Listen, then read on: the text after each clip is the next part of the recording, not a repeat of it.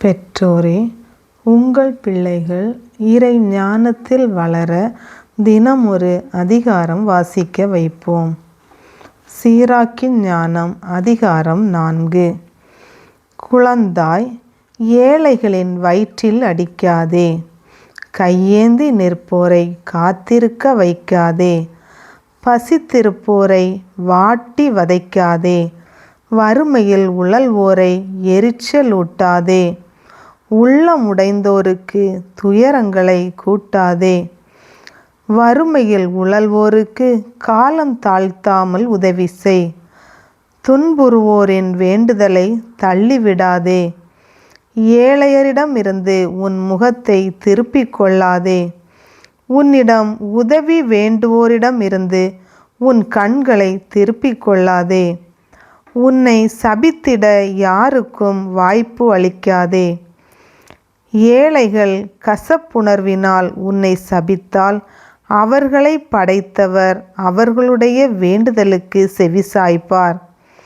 மக்களின் அன்புக்கு உரியவனாய் இரு, பெரியோர்களுக்கு தலை வணங்கு, ஏழைகளுக்கு செவிசாய், அவர்களுக்கு அமைதியாக கனிவோடு பதில் சொல். ஒடுக்குவோரின் கையினின்று ஒடுக்கப்பட்டோரை விடுவி, நீதியான தீர்ப்பு வழங்குவதில் உறுதியாயிரு, கைவிடப்பட்டோருக்கு தந்தையாயிரு, அவர்களின் அன்னையருக்கு துணைவன் போல் இரு. அப்போது நீ உன்னத இறைவனின் பிள்ளை போல் இருப்பாய்.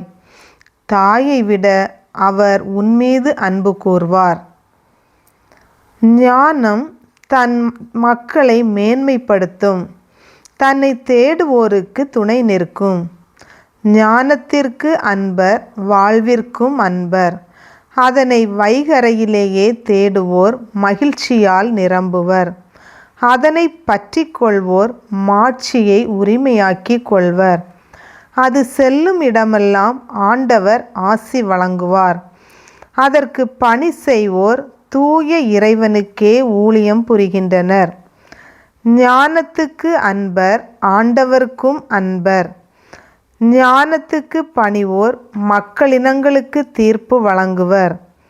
அதற்கு செவி சாய்ப்போர் பாதுகாப்பாய் வாழ்வர். ஞானத்தை நம்புவோர் அதனை உரிமையாக்கி கொள்வர். அவர்களுடைய வழிமரபினரும் அதை உடைமையாக்கி கொள்வர். முதலில் அவர்களை அது கோணல் வழியில் அழைத்து செல்லும். அவர்களுக்கு அச்ச நடுக்கத்தை வருவிக்கும். தனக்கு அவர்கள் மீது நம்பிக்கை ஏற்படும் வரை அவர்களை அது கண்டிக்கும், வதைக்கும். தன் நெறிமுறைகளால் அவர்களை சோதிக்கும். அது மீண்டும் அவர்களிடமே வந்து அவர்களை மகிழ்விக்கும். அவர்களுக்கு தன் இரகசியங்களை வெளிப்படுத்தும். அதை விட்டு அவர்கள் விலகி சென்றால் அவர்களை அது கைவிட்டு விடும், அழிவுக்கு அவர்களை இட்டு செல்லும்.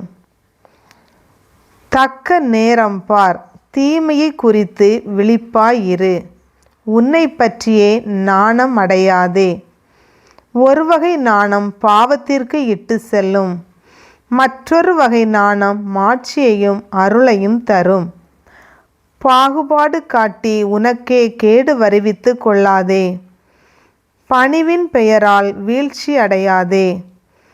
பேச வேண்டிய நேரத்தில் பேசாமல் இருந்து விடாதே. ஞானம் பேச்சில் புலப்படும், நற்பயிற்சி வாய்மொழியால் வெளிப்படும். உண்மைக்கு மாறாக பேசாதே. உன் அறியாமைக்காக நாணம் கொள். உன் பாவங்களை அறிக்கையிட வெட்கப்படாதே. ஆற்றின் நீரோட்டத்தை தடை செய்ய முயலாதே. மூடருக்கு அடிபணியாதே. வலியோருக்கு பாகுபாடு காட்டாதே. இறக்கும் வரை உண்மைக்காக போராடு. கடவுளாகி ஆண்டவர் உனக்காக போரிடுவார். பேச்சில் துடுக்காய் இராதே. செயலில் சோம்பலாகவும் ஈடுபாடின்றியும் இராதே. வீட்டில் சிங்கம் போல் இராதே. பணியாளர் முன் கோழையாய் இராதே. பெறுவதற்காக மட்டும் கைகளை விரித்து வைத்திராதே. கொடுக்கும் நேரத்திலோ உன் கைகளை மூடிக்கொள்ளாதே.